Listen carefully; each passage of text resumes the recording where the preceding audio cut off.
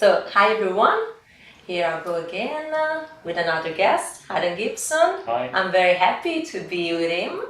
So, let's start with the questions. And let's start with the first one because I'm very curious about. So, what's your story with Bitcoin? How and when did you met Bitcoin the first time?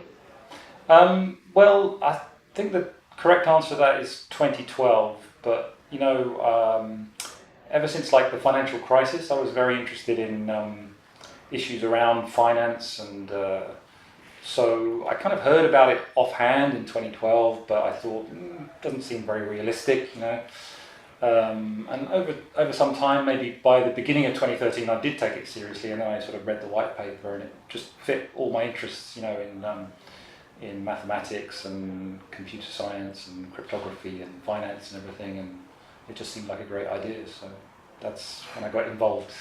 Yes, great idea. We are very happy that you got involved in Bitcoin. So, you work a lot on privacy and fungibility of Bitcoin.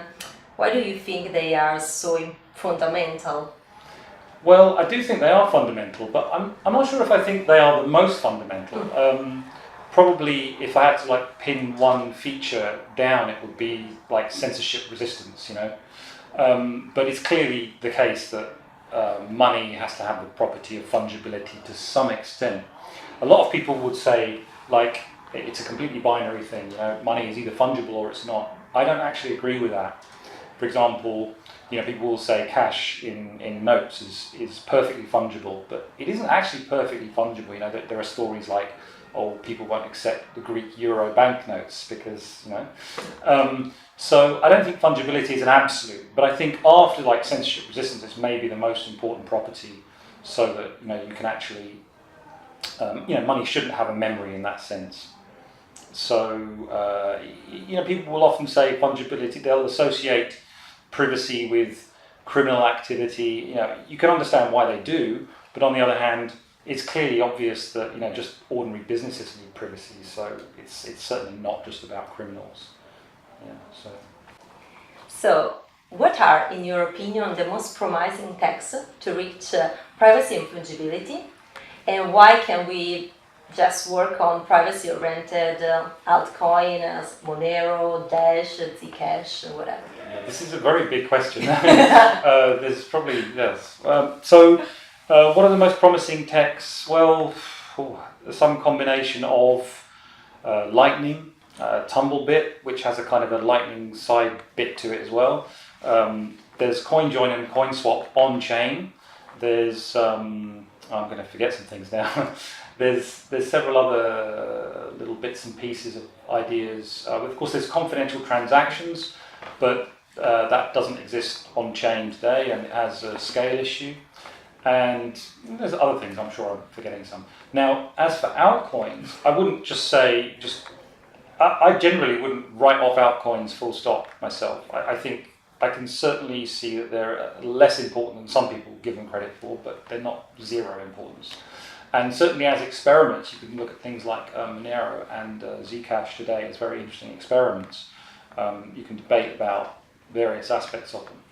But in terms of, should we just use altcoins, there's several issues. Like there's issues around experimental cryptography, things that maybe aren't as safe as they need to be. There's issues around scalability, maybe the most important one. With a lot of the more advanced privacy tech, you either get blow up in size on the blockchain, or you get blow up in CPU usage. Or you get a more like subtle scalability issue, like, I don't actually know which transaction output was spent. So if I don't know which was spent, I can't prune, I can't make any kind of reasonable scalability over the long term. So there's a lot of issues around making these more advanced cryptographic techniques really work for privacy. There's also many other issues, like network effects means that the anonymity set of altcoins is reduced. And also just generally, if we're going to make a new altcoin every time we need a new feature, we're just going to have an infinite number of altcoins. So that's basically my answer. So can we talk a little bit about CoinSwap and CoinJoin? Sure, okay. Do you want me to just give a short version of what they are, yeah? Yes. So thanks. Coin join is the idea that you can make one transaction in which multiple people make their payments.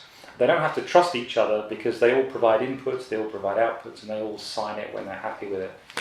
So you can use that to improve fungibility because it makes it more difficult for an observer to know, sometimes it makes it impossible for the observer to know which output belongs or came from which person who put money in. So coin join is a slightly easier thing to arrange because you just make one transaction and it either goes through it or it doesn't. Nobody's at risk of losing any money. Coin swap is a more advanced idea where you say, my issue is I don't really want the history of my transactions to be known because obviously outputs connected to the input of the next transaction and so on and so on. So you have a history. And you can break that history with coin swap by creating a scenario where if one transaction goes through, the other transaction must also go through, even though they don't have any connected inputs and outputs. And the way you do that fundamentally is by using the pre-image of a hash function. By the way, most people have heard the term atomic swap nowadays. So coin swap is really like the same idea, but trying to use it specifically for privacy.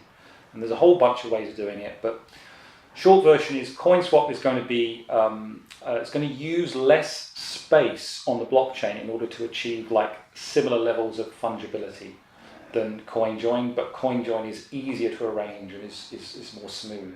So there's kind of trade-offs. So the title of your talk at Milan Bitcoin Meetup, and if you guys want to see all the video, there is the link in the description of this video, is Reversible transaction is Bitcoin's best feature. But my question is, wasn't its irreversible transaction feature the best one?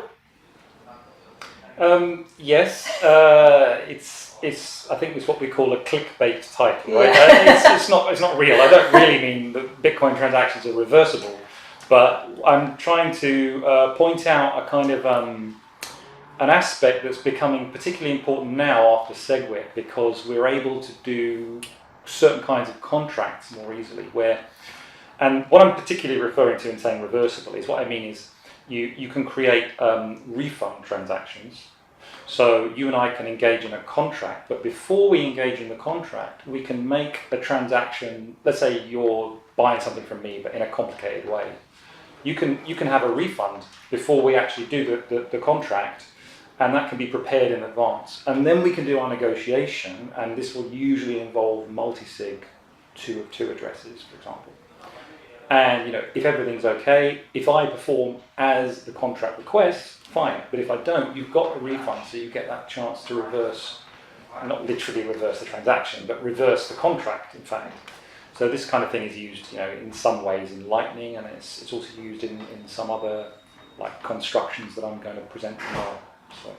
Okay, now I feel better. Yes. Okay, so thank you very much. No problem. It's for great. everything. Thank you everyone that is watching us. And I think another block has passed, and that's perfect. I'll see you at the next block. Bye.